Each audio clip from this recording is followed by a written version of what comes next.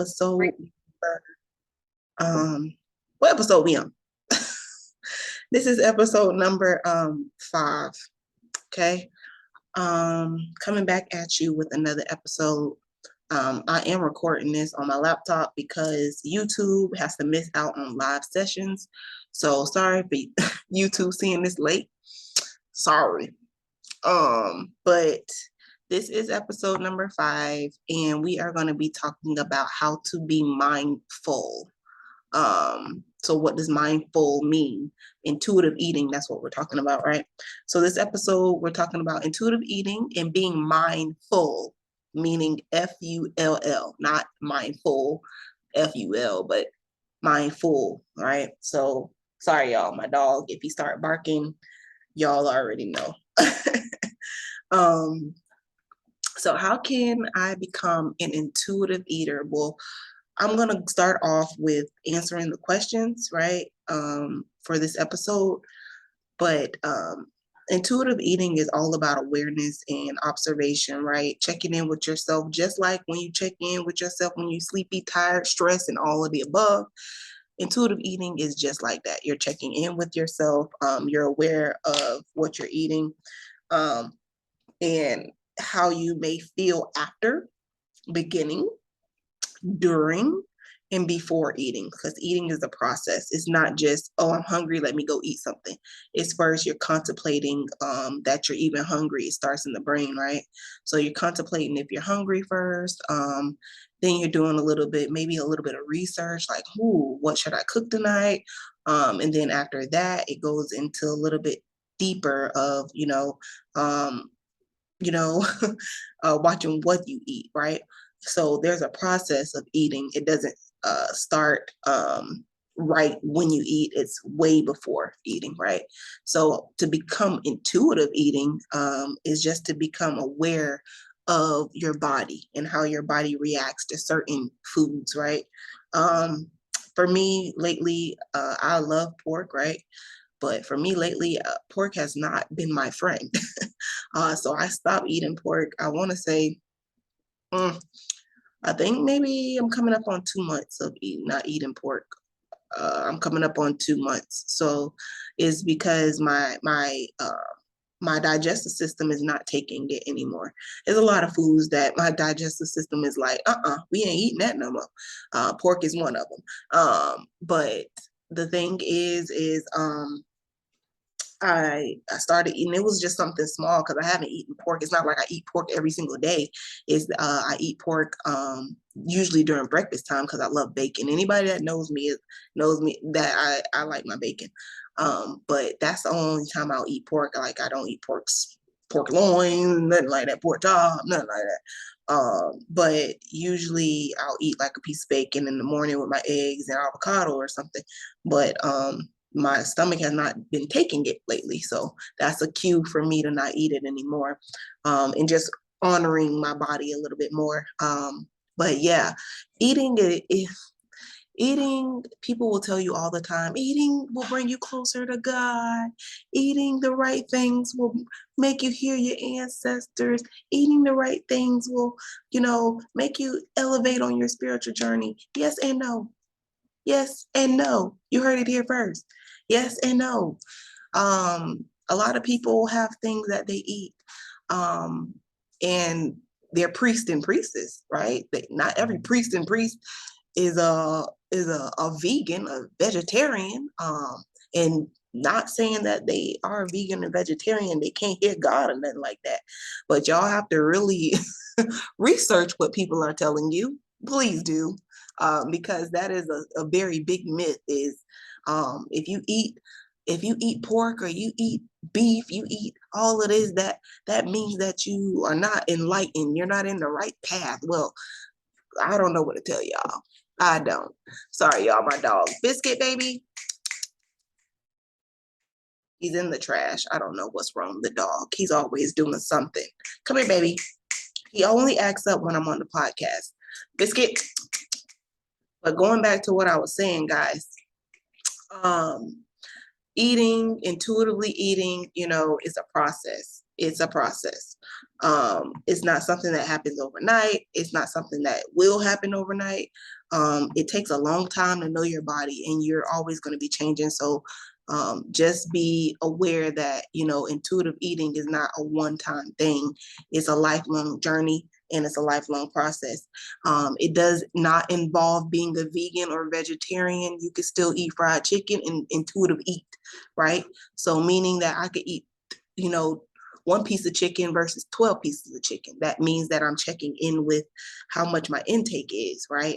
I still enjoy my fried chicken, but I'm only going to eat one piece instead of the 8-piece box at Popeyes.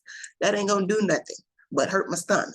Okay, so please research, please know what you're getting into when you're on your spiritual journey. Not everything glitters is gold, but also not everything that is gold is bad for you, okay? So just be aware of your body. If you know your body can't take carbs, don't eat carbs. But you do not have to be a juice freak, a health freak, a vegan freak, a vegetarian freak on your spiritual journey.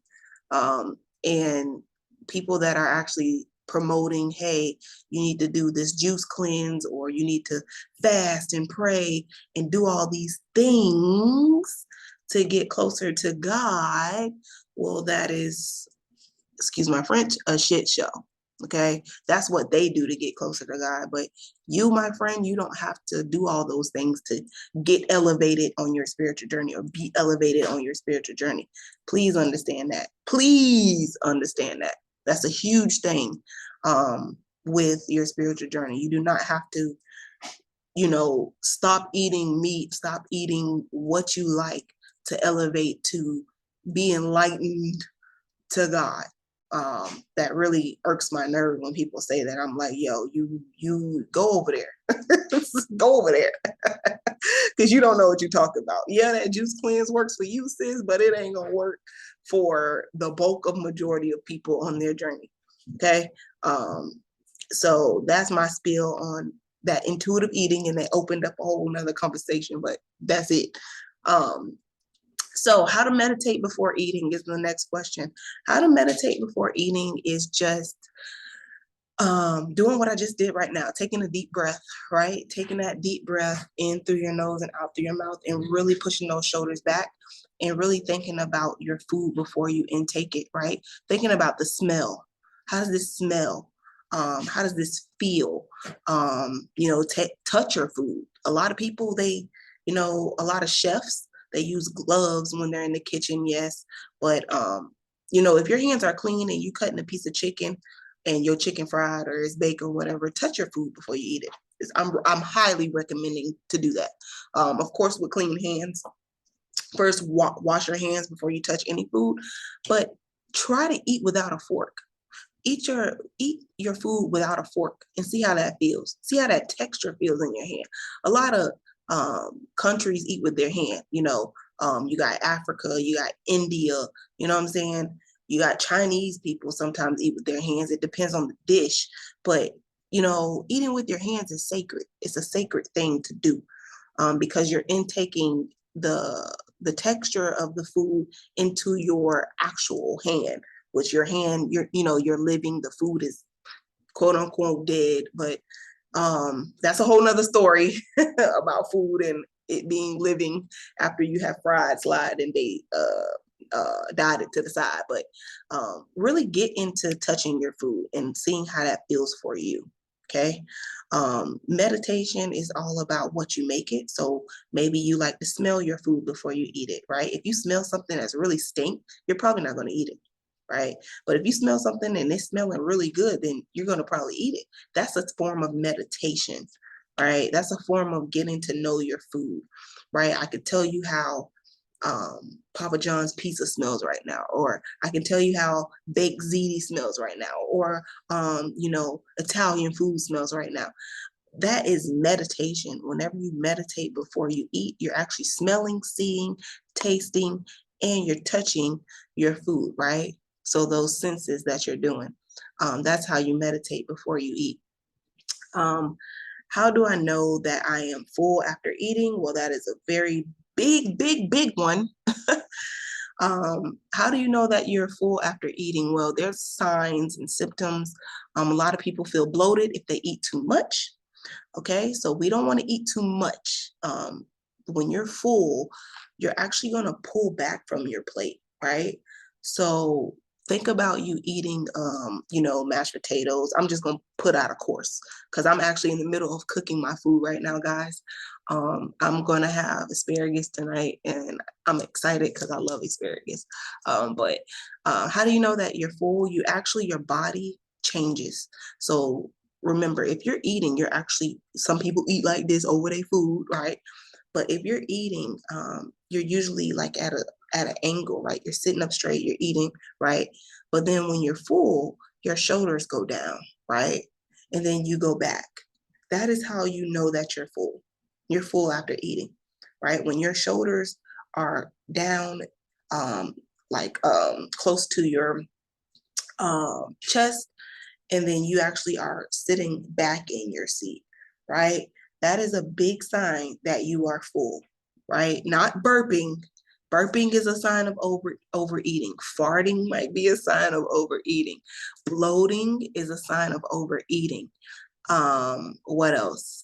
Feeling nauseous after you eat is a sign of, yes, overeating, or you might be pregnant. You never know. But this is not that podcast to go into that pregnancy. Um, but that is a big sign of you being full after you eat, is when you're pushing back, right? You're pushing back. A lot of us Americans, we like to overeat. I'll show you a good thing. You know what? Remind me, y'all, next episode, I might just bring these cups from Starbucks and show y'all how much we overeat as Americans, right? The average person that drinks coffee will drink, 8 ounces. Why in the world do we got 16, 24 ounces of coffee being served at Starbucks? Please tell me that. That is too hard on the kidneys there, but that's none of my business. I'm just a messenger, okay? But that is one of the signs that as Americans, we overeat a lot. Everything has to be supersized. Everything has to be extra large. Everything has to be gigantic. When really your kidneys, your stomach, your gallbladder cannot handle that, right? Over time. So intuitive eating is really good to do because it will, yes, it will save your life over time if you have a problem with binge eating or overeating. I had a problem with overeating, and I still do have a problem with overeating because I eat when I'm nervous. I eat when I'm anxious. I don't eat when I'm hungry sometimes. When I'm feeling stressed, I'll overeat. So that's something that I work on. I work on every day, honestly, because something in the day is gonna, either go left, right, or up or down. I just have to learn how to keep pushing forward and using those emotions, right, as a positive instead of a negative. So back to the question. How do I know that I am full after eating? Of course, you push back, your shoulders are down to your side, and then you might even, sigh or something. Now, I do want to bring this to your attention that during the eating process, you're really not supposed to be talking. A lot of people think that, you have these big family dinners and you talk while you eat, but that's actually something that you don't do because you're actually inhaling the food, of course, but it also prones you to gas and bloating because you're not chewing and digesting your food properly when you are talking. So think about that, right? If you have a family, of 4 or 5, why don't y'all silent eat for once, right? And then talk about your day either before you eat or after you eat, right? But not during your eating, because that is how, you get bloated, you get nauseous, you get gassy, because you're not fully eating. And then sometimes you're not feeling fulfilled after you eat. Because either it's a race, the kids like to race, whoever gets done with their food first, or you're feeling that you talked the whole time and you didn't get to eat that much. Another thing with eating is if you do eat with a friend, you're more likely to eat less of what you're eating. So if I took myself out to a brunch with one of my friends, right, and me and her were eating and we're talking or whatever, you're more likely not to finish your food because, you're talking. Right? So we want to finish our food. We want to make sure that we're not talking when we're eating. Also, if you are like in a new place, like say if you went to like a conference and it was like 1,000 people at the conference and they had a buffet, you're less likely to eat a lot at big gatherings than small gatherings that you don't know anybody at, right? So you're at these big gatherings and you don't know anyone there. You're usually going to eat less than at a family gathering where you know everyone and your grandma cooking and she got neck bones, chitlins, and collard greens. Well, you're going to eat more because you feel comfortable. So it's all about comfortableness. I don't know if that's a word, but it's all about being comfortable when you eat. So yeah. Sorry, y'all. It's a bird outside of my door and they barking too, so or chirping. So what is emotional eating and how can you stop overeating? Well, emotional eating can happen when you're stressed, you're tired, you're anxious. You can have different triggers. I know some of my triggers are stress and anxiety. When I'm stressed and I'm anxious about something, well, I'm going to grab my favorite bag of chips, sour cream and onion, Lay's. Those are my favorite bags of chips. And it was my favorite as a child too, plus the chili cheese Fritos, but whatever. But, when you are stressed or anxious, for me, I overeat then, right? Now it's become, less and less because as an adult, I'm learning to identify those triggers and turn them into positives. Like now I have coloring books, I have mantras, I have affirmations. So when I do feel anxious and stressed, I'm not overeating, I'm reciting something, or I'm writing something, or I'm coloring, or I'm creating. So that is how I handle my stress when it comes to overeating, because I still have that little, I won't say a problem with overeating, I would say a solution to overeating, because I still go through those phases sometimes where I do, grab a bag of potato chips and let it have it, right? One of those family size, and just sit on the couch and watch Netflix, right? Binge Netflix while I binge eating. Don't do that. Don't be a me, but really understand your triggers and know what that is and how that is for you. And then you can identify. Once you identify, you affirm. And once you affirm that you have, an issue, not a problem, I don't like that word, an issue, then you do everything you can to do a solution to that issue of overeating. Okay. So what are some tips and tricks to identify stress and relieve stress? Oh, I like that. What are some tips and tricks to identify and relieve stress? So some tips and tricks would be to first know your triggers. If you know that you are agitated, and you can get agitated really quickly with a subject being said or something, is really going back to knowing yourself and how to operate out of yourself. So knowing your triggers is one of the biggest things that you can do for yourself over time. Then you won't feel the need to lash out to other people. But some tips and tricks for identifying stress is your shoulders. So if you're stressed, you tend to cave in your shoulders more. You tend to walk hunched over. Also, you're quick tempered, or you don't have a lot of substantial ness of combating angry, competitiveness. So you're a lot of competitiveness with yourself or with other people. Another thing, stress can be, you start breaking out. It can be in the body, so your hair might fall out. You might break out in certain places. You might overeat.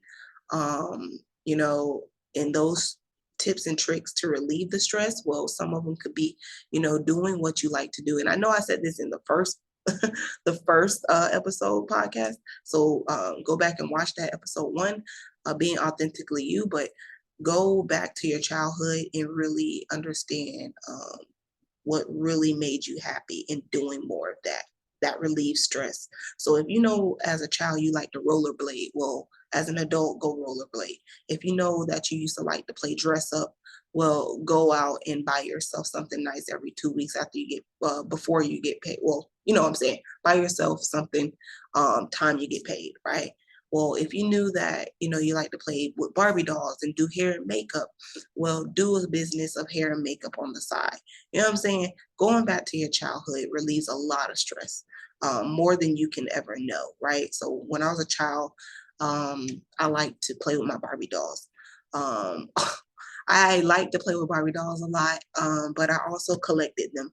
So every, 6 months? No, I would say every Christmas and every my birthday, I would get a customized Barbie doll for my dad. He would send one for Christmas and he would send one for my birthday. And I had a whole collection item of Barbie dolls. I collected them. And those I didn't play with, but I had a whole box full of Barbie dolls that I played with. Um, and I used to love word searches. I used to love Scrabble. I used to love board games. I used to like numbers like Sudoku. I used to like rollerblading. I used to like drawing and coloring.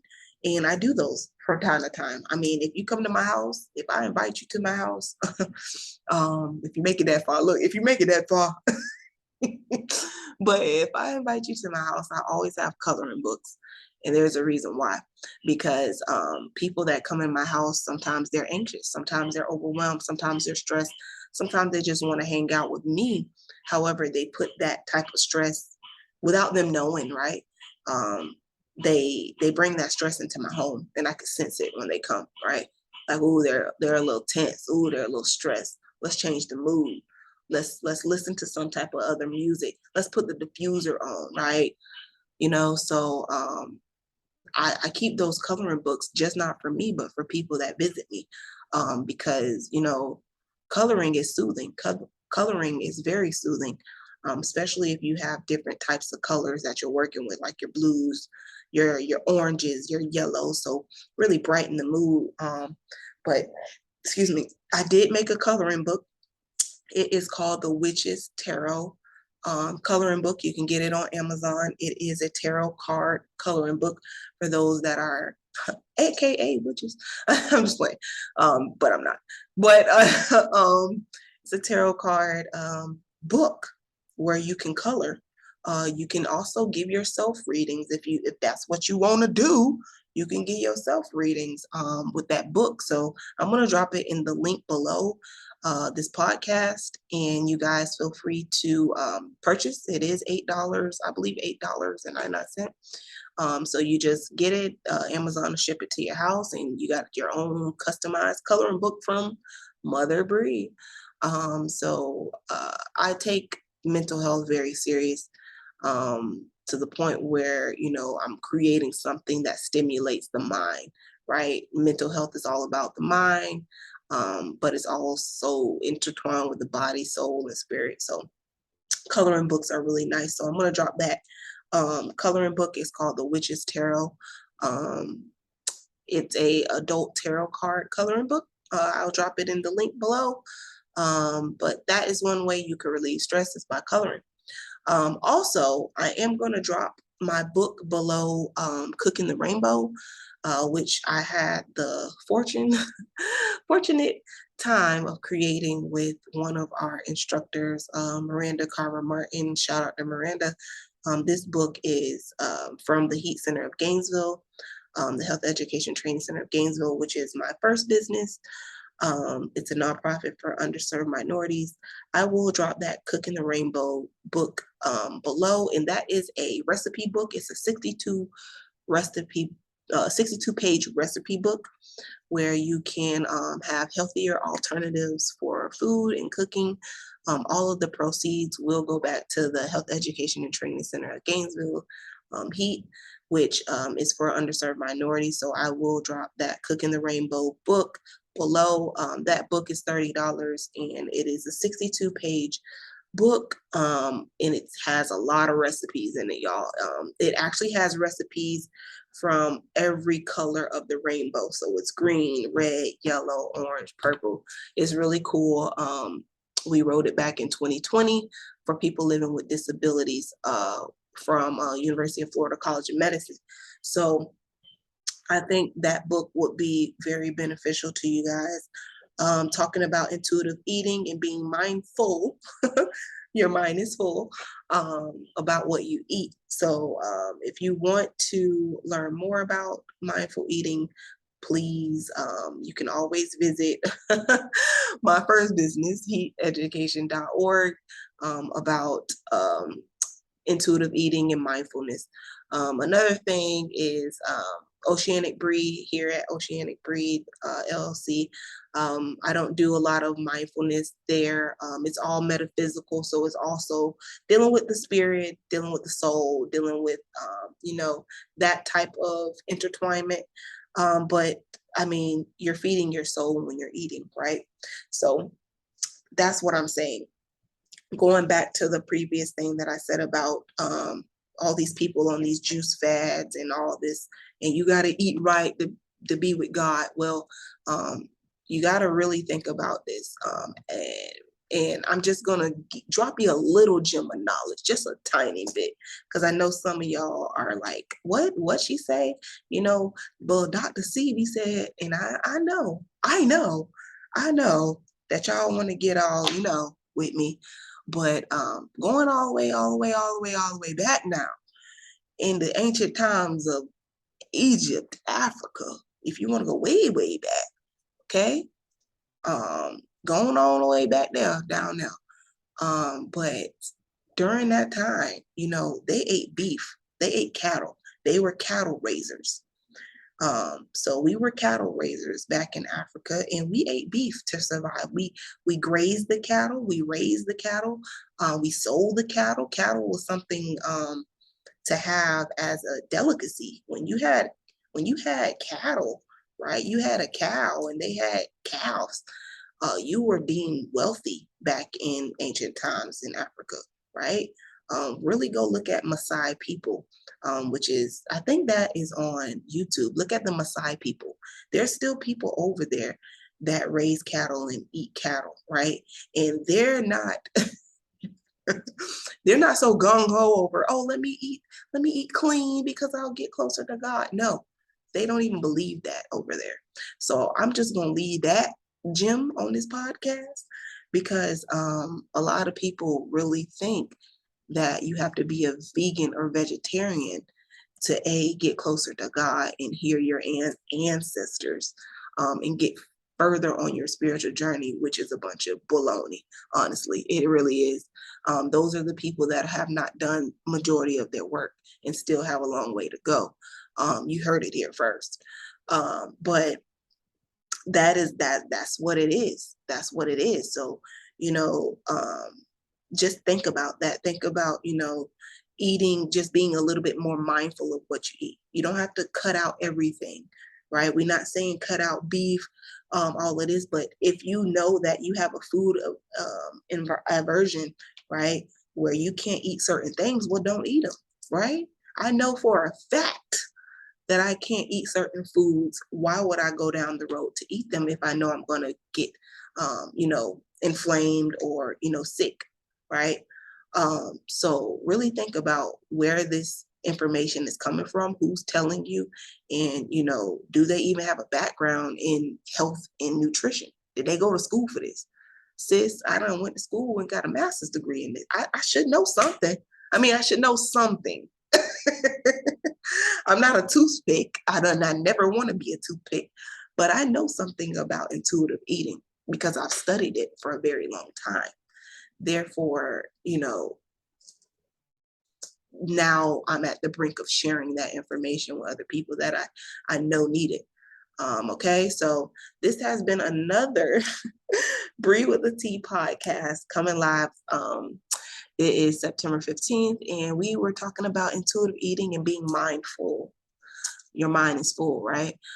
So if you haven't, get the Cooking the Rainbow book in the link, and you can get the Witch's Tarot coloring book in the link below. Check back September 22nd for spiritual cleansing. We are going to go over spiritual cleansing and how to become spiritually clean, because a lot of people think it's just, black soap. I'm going to save it for another day, but it's just not black soap. All right. So check back September 22nd for how to be spiritually clean and how to cleanse yourself spiritually. All right. Thank you guys so much for staying on with me, and have a good evening. But also, you got to stay weird. You have to stay weird.